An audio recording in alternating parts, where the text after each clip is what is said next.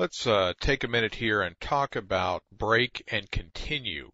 Break and continue are kind of special exceptions that can be used inside the for loop, the while loop, the do while, and the switch that we've already taken a look at.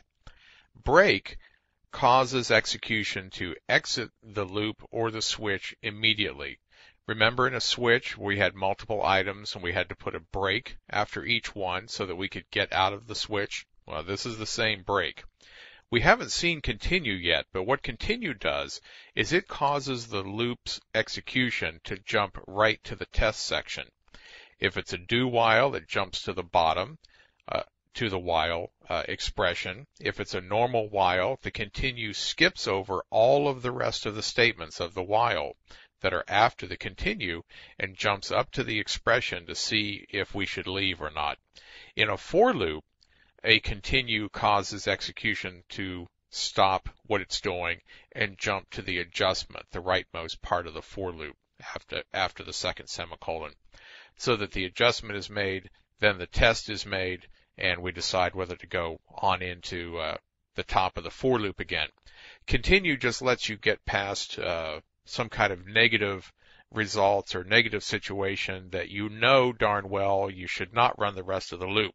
And there's no reason to continue on processing. You've hit an error, the end of a line, something like that, and you want to quit doing what you're doing, but you don't want to leave the loop yet. You want to continue processing more information.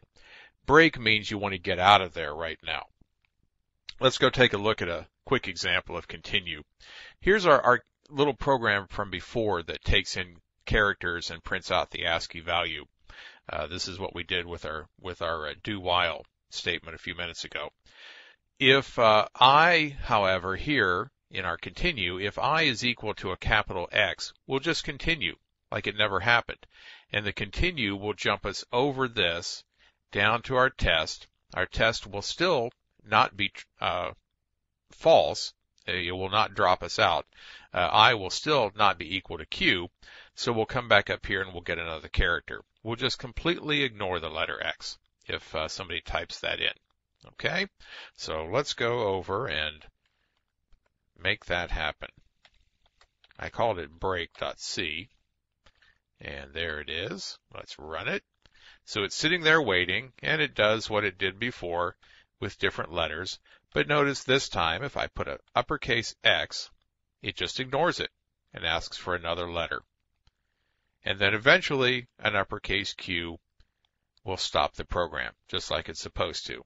But that shows you that the continue did its job and made us jump over the rest of this loop down here to our test. Very simple, but still powerful and very necessary to save a lot of execution time and to make your programs much more efficient and easier to read. The break is absolutely necessary in the switch, or the switch just couldn't, switch case just couldn't work without the break. So that's break and continue.